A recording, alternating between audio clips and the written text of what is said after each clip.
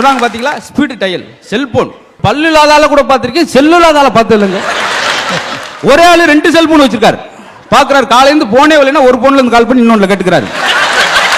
ஆமையா, இன்னைக்கு என்ன ஒரு வயல் கூப்பிட என்ன செய்ய சொல்றீங்க? பரபரப்பு என்ன டீ பார்த்துக்கிட்டே இருக்காருங்க.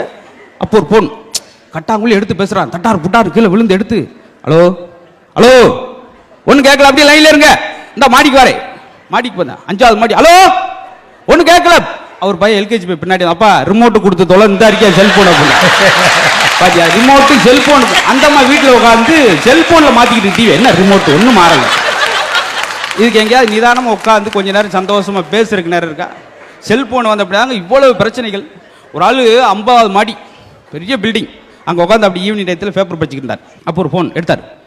சுரேஷ், உன் பையன் இறந்துட்டாருங்க. என்னங்க சொல்றீங்க? ஒரு பையன் இறந்துட்டான? பட்டுன்னு போனை கட் பண்ணி குதிச்சுட்டாருங்க. 40 மாடியில வந்துகிட்டு இருக்காரு. அப்பதான் அவருக்கு ஒரு யோசனை, நம்மளுக்கு பையனே இல்லையே,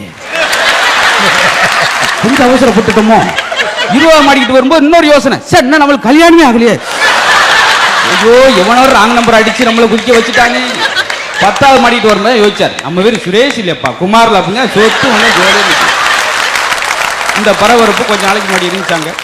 எவ்வளவு உணவு, எப்படி ஆரோக்கியமான உணவு. அன்னைக்கெல்லாம் களியை கட்டி களியா சாப்பிட்டுட்டு அலங்காநல்லூர்ல ஜல்லிக்கட்டு காலை அடைஞ்சார். இன்னைக்கு பூரியை சாப்பிட்டு ஒரு கோழியை பிடிக்க முடியாம இருக்கான். இந்த போச்சு, என்ன இருக்கு உணவு முறையில் அந்த அளவுக்கு எல்லாத்துலயும் சின்ன சின்ன மாற்றம். ஹோட்டலில் சாப்பிடும்போது கூட ஒரு நிதானமா சாப்பிட்றோமா? ஒரு ஆளாம் முழு சாப்பாடை 3 நிமிஷத்துல சாப்பிட்டார். என்னன்னா பாஸ்ட் ஃபுட்டான், அதவா பாஸ்டா சாப்பிட சொன்னது. பேரே மாதிரி தான் ஒருத்த மருந்து கடைக்கு போயிட்டு சீக்கிரம் விக்கலுக்கு மருந்து கொடுங்க, விக்கலுக்கு மருந்து கொடுக்க இருக்கான். கடைக்கார மருந்து கொடுக்க சீக்கிரம் விக்கல் எடுத்த அவன் பொட்டேன்னு ஒரு அடி விட்டான். யோ என்ன எதுக்கு அடிச்ச? விக்கல் நின்று போச்சு இல்லைனா? யோ விக்கல் என் மாமியா இருக்கியா அப்படின்றான். முன்னெல்லாம் ஒரு காலத்தில் போன் வந்தா என்ன செய்வோம், எல்லாம் வீட்டுக்குள்ள ஓடும் ரிசீவர் எடுத்து வைக்க. இன்னைக்கு போன் வந்துச்சுன்னா பூரா வீட்டை விட்டு வெளியே ஓடியாரன், டவர் கிடைக்காம. ஹலோ ஹலோ ஹலோன்னு 6 கிலோமீட்டர் போய் அப்புறம் அங்க இருந்து ஆட்டோ பிடிச்சி வீட்டுக்கு வராரு. அப்ப எடுத்து பேச சிரமமா இருக்குன்னு சொல்லி செல்போன் நீ எங்க வேணாலும் கொண்டு போலாம். அதுலயும் சிரமமா இருக்கான். பேண்ட்ல இருந்து திடீர்னு எடுக்கவங்களையும் கட் ஆயிருது. அப்படி கட் போன் 2 வயரை மாட்டி விட்டு அடி வயர்மேன் மாதிரி போயிட்டே இருந்தா.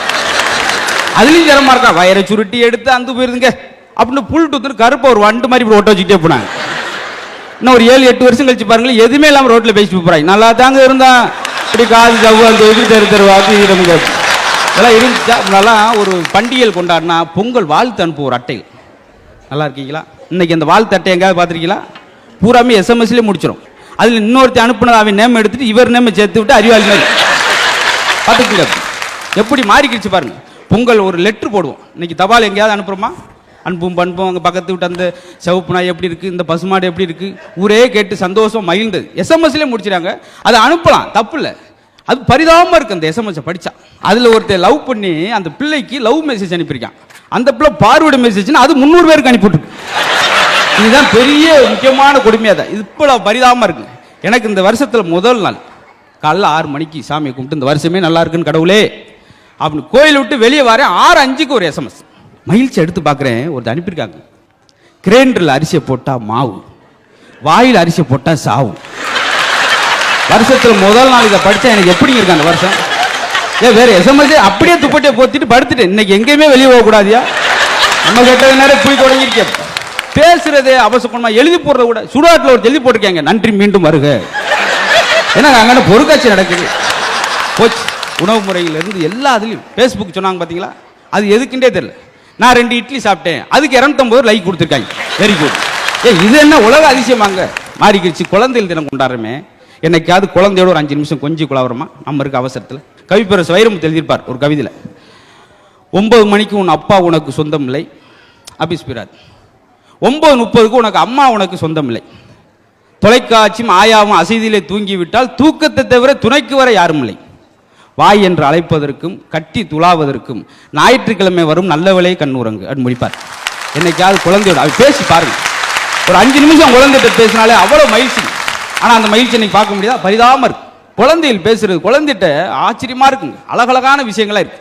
அதெல்லாம் கேட்கறதுக்கு நேரம் இல்லை. ஏன்னா உங்க கால மாற்றத்தில் என்னென்ன ஒரு காலத்துல பார்த்தீங்கன்னா அமைதியா இருக்கிறப்ப என்ன நடந்துச்சு தெரியுமா? வீட்டுக்கு ஒரு ஆள் போருக்கு போவாங்க. இன்னைக்கு வீட்டுக்கு ஒரு ஆள் பாருக்கு போற நிலைமை ஆயிடுச்சு. பார்த்தீங்களா? 8 போட்டு லைசன்ஸ் வாங்கினா இன்னைக்கு துட்டு போட்டு லைசன்ஸ் வாங்குறாரு. அது பல எத்தனை கெட்டு போயிருக்குன்றது உங்களுக்கு தெரிஞ்சு. காலம் மாற்றம். ஆசிரியர் மாணவர் உறவு இன்னைக்கு இவ்வளோ பரபரப்பான்னு சொல்லி முன்னாலாம் ஆசிரியர் உட்காந்துருப்பார், மாணவரும் நிற்பாங்க, குருகுல கல்வின்னு சொல்லி ரொம்ப அமைதியாக நல்லா இருந்தது. இன்னைக்கு வகுப்புல ஆசிரியர் அடிக்கக்கூடாது, எவ்வளோ பரிதாபம். அப்புறம் யார் வந்து அடிப்பா? ஒருத்தர் லேமினேஷன் போட்டு பேப்பரில் வந்த கதை கட் பண்ணி இப்படி தொங்க விட்டுருக்காங்க பார்த்தியா? மாணவரை அடித்த ஆசிரியர் கைது.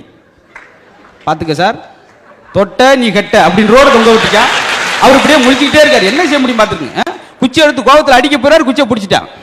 நீங்கள் இன்னும் சும்மா நீ அடிக்க முடியாது, 50,000 ரோடு சேர்ந்திருக்கேன், ஒன்னு வெளுக்காம விட மாட்டேன், 1 லட்சம் ரோடு சேர்ந்திருக்கேன். அவரு உடனே கெச்சம், ஏன்னா 4 லட்சம் கொடுத்து சும்மா இருக்க, உங்களுக்கு என்ன பேச்சு?